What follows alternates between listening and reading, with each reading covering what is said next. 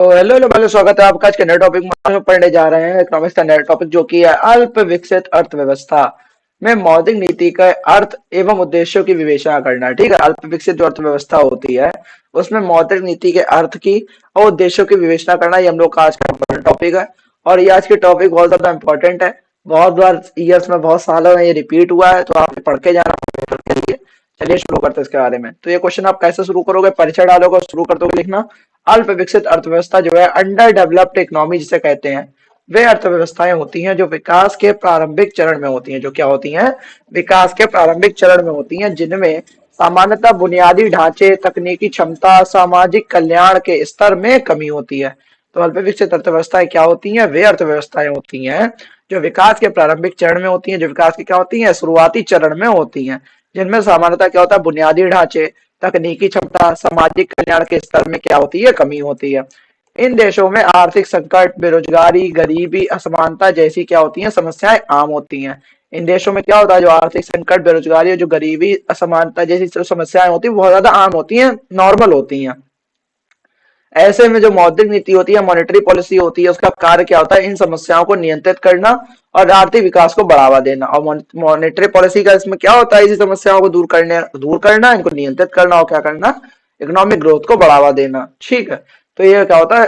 अल्प विकसित अर्थव्यवस्था में मौद्रिक नीति का कार्य होता है, उद्देश्य होता है। तो मौद्रिक नीति क्या है? उस नीति को कहा जाता है, मौद्रिक नीति उस नीति को कहा जाता है जिसके द्वारा एक देश का केंद्रीय बैंक, जैसे भारतीय रिजर्व बैंक, अमेरिकी फेडरल रिजर्व मुद्रा आपूर्ति, ब्याज दरों और अन्य वित्तीय कारकों को क्या करता है? नियंत्रित करता है। ठीक है, एक देश का जो केंद्रीय बैंक को नियंत्रित करता है, मुद्रा आपूर्ति, ब्याज दरों और जो अन्य वित्तीय कारक होगा उसको क्या करता है? नियंत्रित करता है, ताकि आर्थिक स्थिरता और विकास सुनिश्चित किया जा सके। ताकि जो है आर्थिक स्थिरता और विकास को क्या किया जा सके? सुनिश्चित किया जा सके।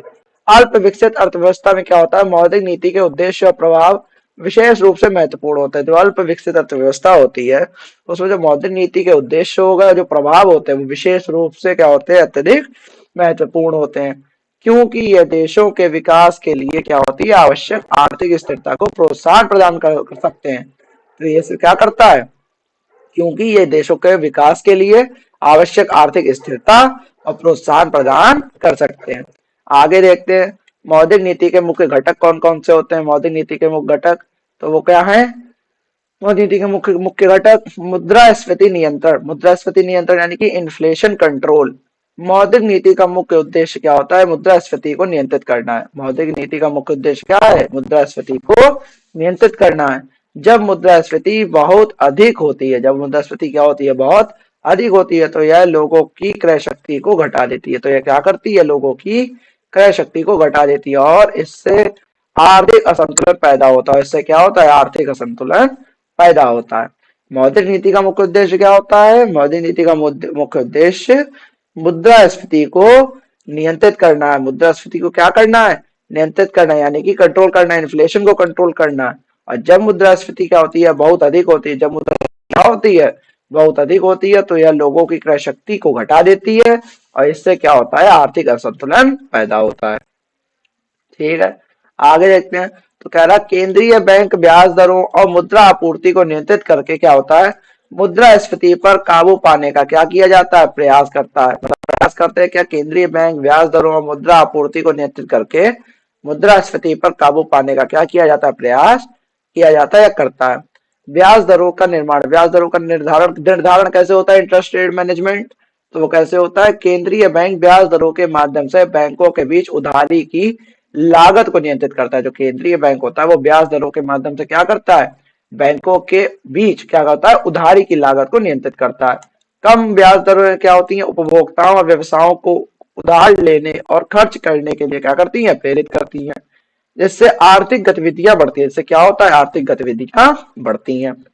उच्च ब्याज दरें उधारी को महंगा बनाती हैं। जो उच्च ब्याज दरें होती हैं, ज्यादा ब्याज दरें होती है, वो उधारी को क्या करा देती है? महंगा बना देती हैं। मतलब अगर ब्याज ज्यादा लोगे तो उधारी की जो दरें होगी महंगी, उधारी महंगी हो जाएगी, उधार लेगा नहीं। और खर्चों को कम करवा और खर्चों को क्या करती? कम करती हैं, जिससे मुद्रास्फीति पर क्या किया जा सकता है? नियंत्रण पाया जा सकता है। ठीक है, आगे देखते हैं।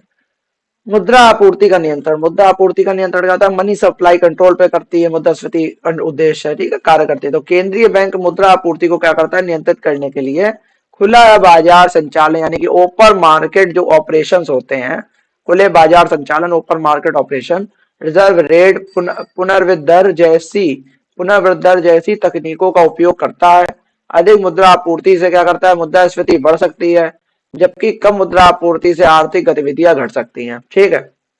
इसमें क्या कह रहा है, केंद्रीय बैंक होता है वो मुद्रा आपूर्ति को नियंत्रित करने के लिए खुले बाजार संचालन यानी कि ओपन मार्केट ऑपरेशंस का यूज करता है, रिजर्व रेट को और पुनर्वित्त होता है दर जैसी जो तकनीकों का उपयोग। अधिक मुद्रा आपूर्ति से मुद्रास्फीति बढ़ सकती है, जबकि कम मुद्रा आपूर्ति से आर्थिक गतिविधियां घट सकती हैं, ठीक है।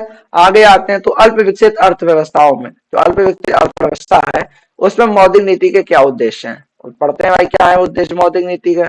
तो अल्प विकसित देशों में मौद्रिक नीति के उद्देश्य क्या होते हैं, विशिष्ट होते हैं। अल्प विकसित देशों में मौद्रिक नीति के उद्देश्य क्या होते हैं, विशिष्ट होते हैं, क्योंकि इन अर्थव्यवस्थाओं को अक्सर विकास की दिशा में कई कठिनाइयों का सामना करना पड़ता है, क्योंकि इन जो ये अर्थव्यवस्थाएं होती हैं इनको क्या होता है, अक्सर विकास की जो विकास की दिशा है उसमें कई कठिनाइयों का सामना करना पड़ता है। यहाँ कुछ प्रमुख उद्देश्य दिए जा रहे हैं, इसमें यहाँ क्या है, कुछ नीचे क्या दिए जा रहा है, प्रमुख उद्देश्य दिए जा रहे हैं। उद्देश्य का क्या है भाई, पढ़ लो। आर्थिक स्थिरता को सुनिश्चित करना, जो आर्थिक स्थिरता उसको सुनिश्चित करना, इंश्योरिंग इकोनॉमिक स्टेबिलिटी, ठीक है। अल्प विकसित देशों में महंगाई, बेरोजगारी, कर्ज जैसे मुद्दों के कारण आर्थिक अस्थिरता होती है। जो अल्प विकसित देश होगा उसमें महंगाई, बेरोजगारी, कर्ज जैसे मुद्दे हैं, टॉपिक्स हैं, उनके कारण क्या होती है, आर्थिक स्थिरता, इकोनॉमिक अनस्टेबिलिटी होती है, ठीक है। मौद्रिक नीति का उद्देश्य क्या होता है, मौद्रिक नीति का एक प्रमुख उद्देश्य है इन समस्याओं को नियंत्रित करना है। मौद्रिक नीति का प्रमुख उद्देश्य क्या है, समस्याओं को नियंत्रित करना है। केंद्रीय बैंक क्या करती है, इस नीति के माध्यम से मुद्रा आपूर्ति और ब्याज दरों को प्रबंधन करता है। जो केंद्रीय बैंक होता है, सेंट्रल बैंक होता है, वो इस नीति या पॉलिसी के माध्यम से क्या करता है, मुद्रा आपूर्ति और ब्याज दरों का क्या करता है, प्रबंधन करता है, ताकि आर्थिक संतुलन बना रहे, ताकि जो आर्थिक संतुलन हो वो क्या रहे, बना रहे। विकास जो होता है यानी जो विकास को प्रोत्साहित करती है मौद्रिक पॉलिसी जो होती है, मौद्रिक नीति होती है, वो क्या करती है, विकास को प्रोत्साहित करना। इसका एक प्रमुख उद्देश्य होता है प्रमोट इकोनॉमिक ग्रोथ। इन देशों में जो अल्प विकसित देश होते हैं, इन देशों में विकास की गति क्या होती है, अत्यधिक धीमी होती है। इसलिए मौद्रिक नीति क्या होता है, मौद्रिक नीति के माध्यम से ऐसे उपाय किए जाते हैं जो निवेश, उत्पादन, रोजगार सृजन को क्या दे सके, बढ़ावा दे सके। उदाहरण के लिए अगर देखें तो ब्याज दरों को क्या होता है, घटाकर केंद्रीय बैंक व्यवसायों और उपभोक्ताओं को अधिक खर्च करने और निवेश करने के लिए क्या कर सकते हैं, प्रेरित कर सकता है, ठीक है। विकास को प्रोत्साहित करेंगे कैसे, इन देशों में जो होता है विकास की गति धीमी होती है, ठीक है। इसीलिए जो मौद्रिक नीति होती है उसके माध्यम से ऐसे उपाय किए जाते हैं जो निवेश, उत्पादन और दे सके, बढ़ावा दे सके।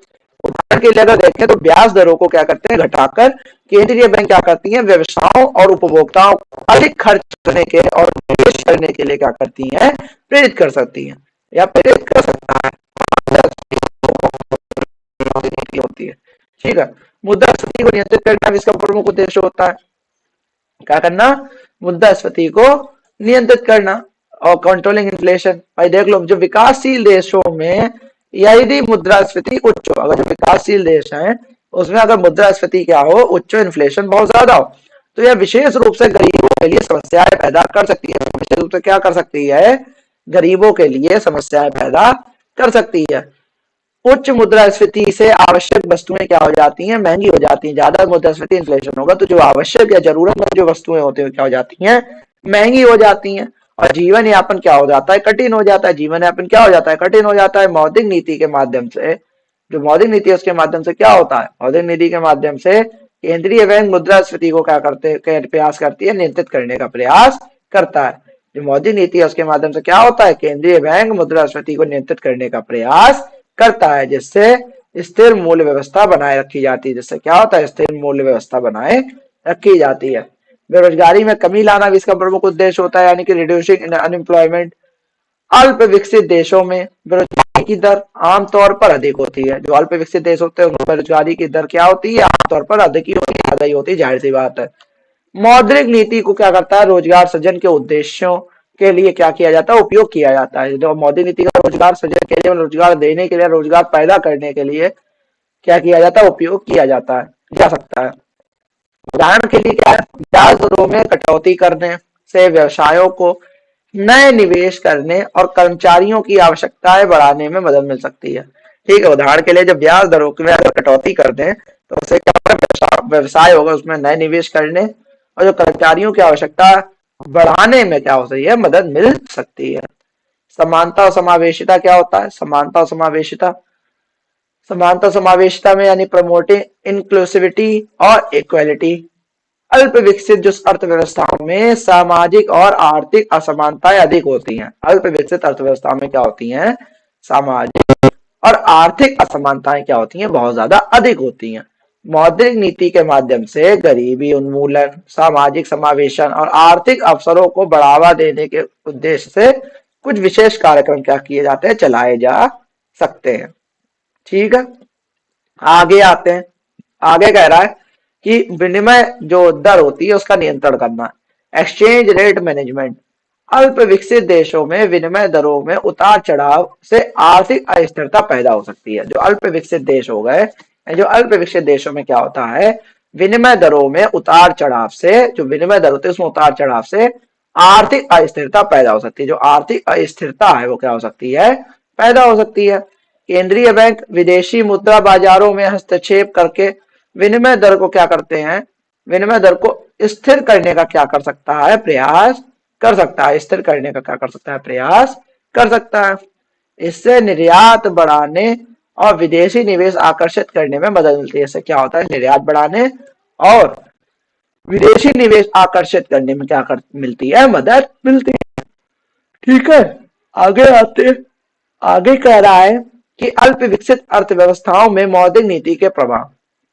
जो अल्प विकसित अर्थव्यवस्था होती है उसमें मौद्रिक नीति के क्या प्रभाव होते हैं, तो अल्प विकसित जो देशों में मौद्रिक नीति के विभिन्न प्रभाव हो सकते हैं। अल्प विकसित जो देश होगा उसमें क्या होते हैं, मौद्रिक नीति के विभिन्न प्रभाव हो सकते हैं। इन प्रभावों को समझना आवश्यक है, इन प्रभावों को क्या है, समझना आवश्यक है, क्योंकि अगर इन देशों की जो अर्थव्यवस्थाएं होंगी अक्सर क्या होती हैं, बहुत संवेदनशील होती हैं, वो सेंसिटिव होती हैं। ठीक है, अल्प विकसित जो देशों में जो मौद्रिक नीति के जो विभिन्न प्रभाव हो सकते हैं, इन प्रभावों को समझना आवश्यक है, क्योंकि इन देशों में की जो अर्थव्यवस्थाएं होती हैं वो अक्सर बहुत ही सेंसिटिव होती हैं, संवेदनशील होती हैं। ठीक है, निवेश में वृद्धि, ब्याज दरों में कमी से व्यवसायों और व्यक्तियों के लिए उधारी सस्ती हो जाती है।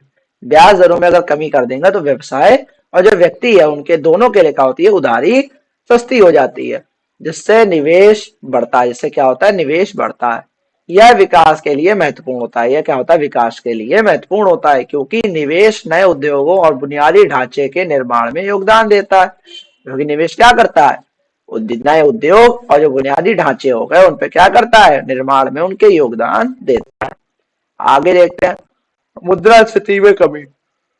मुद्रास्फीति में कमी देखें तो कह रहा है कि यदि केंद्रीय बैंक ने सही तरीके से मौद्रिक नीति को लागू किया, अगर यदि केंद्रीय बैंक ने सही तरीके से क्या कर दिया, मौद्रिक नीति को लागू किया, तो इससे मुद्रास्फीति पर क्या पाया जा सकता है, नियंत्रण पाया जा सकता है।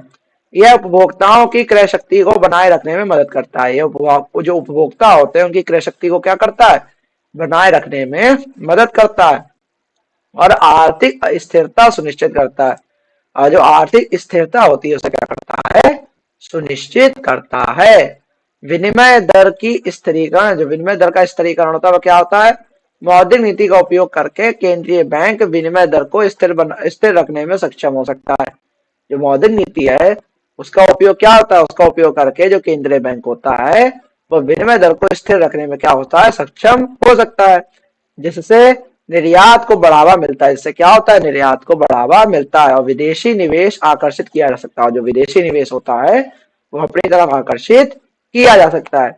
सामाजिक और राजनीतिक स्थिरता को देखें तो जब मौद्रिक नीति से अर्थव्यवस्था स्थिर होती है, जब मौद्रिक नीति से अर्थव्यवस्था स्थिर हो जाएगी तो इससे समाज और राजनीतिक और सामाजिक स्थिरता भी बढ़ती है। भाई जब अर्थव्यवस्था स्थिर हो गई है तो उससे सामाजिक और राजनीतिक स्थिरता भी बढ़ती है, क्योंकि लोग आर्थिक संकट से परेशान नहीं होते हैं। क्योंकि लोग क्या होते हैं, आर्थिक संकट से परेशान तो होंगे नहीं और सरकारों को उनके द्वारा किए गए प्रयासों के लिए समर्थन मिलता है। और जो सरकार होती है, सरकारों को उनके द्वारा जो किए गए प्रयास है उनके लिए क्या मिलता है, समर्थन मिलता है, ठीक है, लोगों को, इसलिए स्थिरता बनी रहती है, सामाजिक भी और राजनीतिक भी। ठीक है, निष्कर्ष देखें, कंक्लूजन देखें आखिरी में, तो क्या कह रहा है, तो कह रहा है कि अल्प विकसित अर्थव्यवस्थाओं में मौद्रिक नीति का महत्वपूर्ण उद्देश्य आर्थिक विकास को प्रोत्साहित करना, मुद्रास्फीति को नियंत्रित करना, बेरोजगारी को कम करना, सामाजिक समावेशन को बढ़ावा देना है। ठीक है, जो अल्प विकसित जो अर्थव्यवस्था है उसमें मौद्रिक नीति का जो महत्वपूर्ण उद्देश्य, सबसे ज्यादा इंपॉर्टेंट जो उसका एक लक्ष्य है,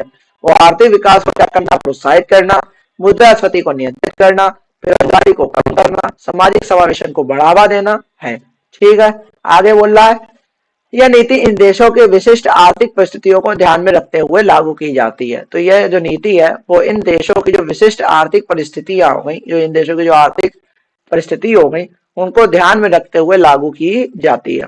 हालांकि इन देशों में मौद्रिक नीति को लागू करने में कुछ कठिनाइयां आ सकती हैं। हालांकि ऐसा हो सकता है इन देशों में जो मौद्रिक नीति है उनको लागू करने में कुछ कठिनाइयां आ सकती हैं, जैसे आर्थिक असंतुलन, वित्तीय अनुशासन की कमी और कमजोर संस्थाएं जैसी जो कमी है वो कठिनाइयां आ सकती हैं। इसलिए मौद्रिक नीति को सावधानी पूर्वक और विवेकपूर्ण तरीके से लागू करना क्या होता है, आवश्यक होता है। इसलिए जो मौद्रिक नीति है उसको सावधानी पूर्वक और विवेकपूर्ण तरीके से लागू करना क्या होता है, आवश्यक होता है, ताकि यह प्रभावी और स्थिर विकास का मार्ग प्रशस्त कर सके, ताकि यह क्या कर सके, प्रभावी और स्थिर विकास का मार्ग क्या कर सके, प्रशस्त कर सके। ठीक है, तो ये हम लोग का टॉपिक था जो हम लोगों ने पढ़ लिया। विकसित अर्थव्यवस्था में मौद्रिक नीति का क्या यूज होता है, उद्देश्य, प्रभाव, जो हम लोगों ने पढ़ना था वो हम लोगों ने पढ़ लिया। अल्प विकसित अर्थव्यवस्था में मौद्रिक नीति के अर्थ, उद्देश्य और प्रभाव की विवेचना कर दी हम लोगों ने। बहुत ज्यादा सिंपल टॉपिक था, इंपॉर्टेंट टॉपिक है। पहली बात तो ये ध्यान रखना, इसका इकोनॉमिक्स का बहुत बार रिपीट हुआ, पढ़ के जाइएगा। ठीक है, जिस तरीके से फ्रेम बताया मैंने इसी तरीके से फ्रेम करके आंसर आएगा, बहुत अच्छे मार्क्स मिलेंगे। और ऐसे वीडियोस आते रहेंगे, तब तक के लिए जय हिंद, जय भारत।